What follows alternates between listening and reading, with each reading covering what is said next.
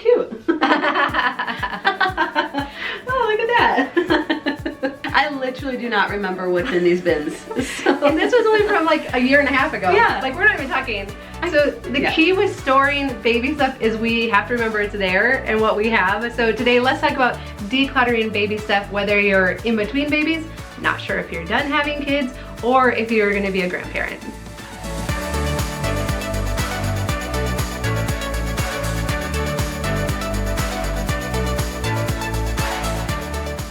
Well, hi, I'm Dawn from The Minimal Mom, and we have my twin sister Diana with us today because you are pregnant with baby number 2, and we want to talk about decluttering baby stuff. Well, and the good thing is, if you're in baby making phase, this is probably the easiest decluttering you will ever do because you literally will not remember what you got rid of. There will be no guilt because we have all my totes out. I don't even remember what's in them to start with. Like so you can't even miss it, right? If you can't remember it. Right. And I know there's been a lot of questions of what do we keep from baby to baby, not knowing maybe if we're gonna have another baby, or if maybe you have babies that come and visit your house, or you're gonna be a grandparent sometime soon, or you wanna do foster care. And so what do we keep? This is where the idea of inventory really comes into play because anything we put into storage is inventory that we have to manage.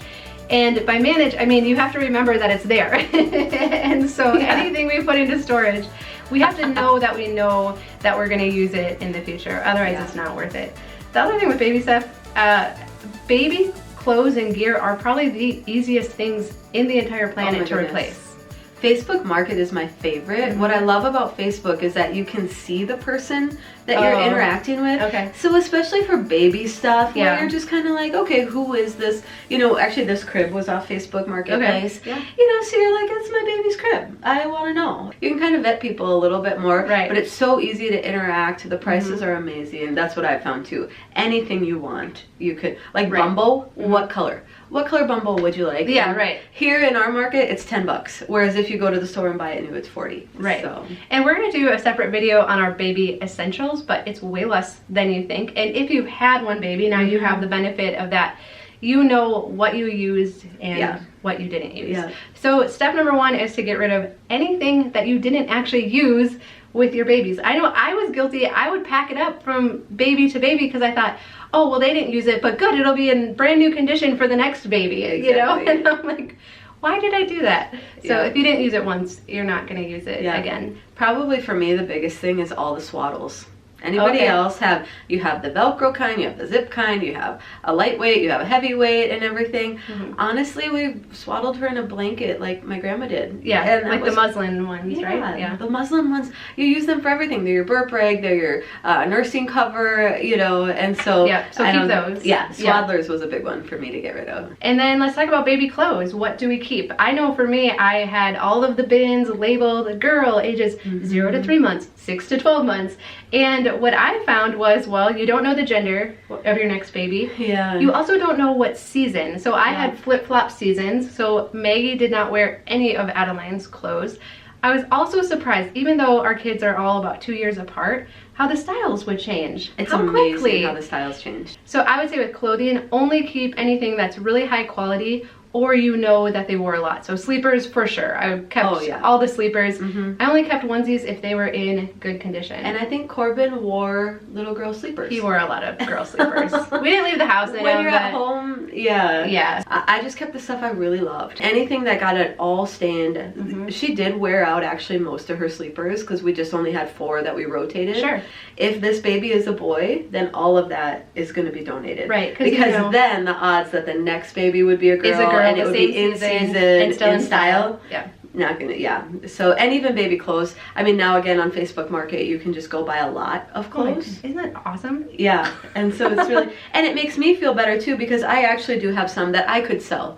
You know, the stuff that stayed nicer, and so that makes me feel better too. If you don't want to just donate it, you can actually sell it on Facebook too. Also, get rid of any outfits that were uncomfortable for the baby, complicated, that you didn't end up putting it on them because you didn't want them to be uncomfortable, or it took too much, like, twisting them around to get them into it.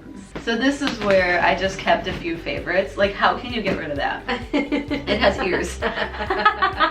Or this I can still remember Adley in. Isn't Yeah, that cute? And so this, is if a fun. new baby is a girl comes along, are gonna be awesome. I don't. And these are great. We could link to these little crib slippers. Oh yeah, that they can't pull Oh my off. goodness.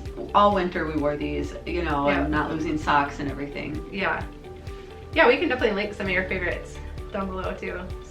So let's talk about like baby gear. So Okay. you have the swing, you have the little thing they lay under to play with, the bouncy seat. What do you think are the essentials to keep if you're not sure if you're gonna have another baby? Yeah. A carrier I think is a must. So I have not lived long enough to know if it's mostly the baby's preference or the mama's. I have every carrier that was made, and because I didn't know, I registered for them. The one I loved was the one on Amazon that was $20. That was my favorite too. I know. Gage lived in that. Yeah. And when it's only $25, I didn't care that he chewed on it and he spit up on it and it got really gross. It worked great. That's funny, It I didn't know that was your lightweight, favorite too. Comfortable, so we can link to that for sure. And then you need one thing to set the baby in. Right. So we were gifted a Mamaroo, which just ended up being such a disappointment. You'll read amazing reviews about it. For whatever reason, it wasn't Adley's thing. Yep. We also had a rock and play, which wasn't her thing, and so we ended up with the old-fashioned swing that was like probably 15 years old that someone had just lent to us. Yeah. And so that's the other thing that I've learned, and I know we'll get into this when we do our baby basics video, is it's so easy to borrow. Yes. Because literally the first year of life, every piece of gear that you need lasts for 3 months. And then you're on to the next phase, and you know, then you go from something to set the baby in to a bumbo.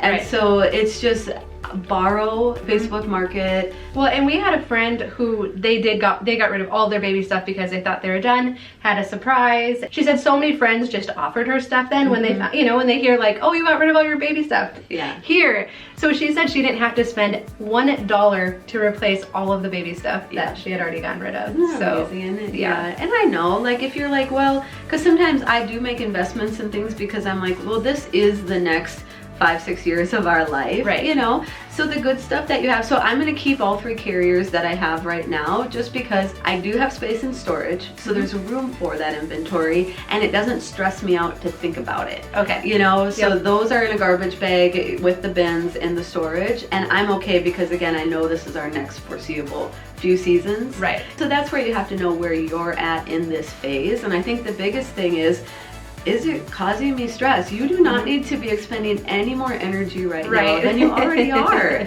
That would be my biggest thing, is like, okay, does this cost me anything to keep right now? Or do I just really need to pare things down? Because yeah, I never actually used that the first time around anyway.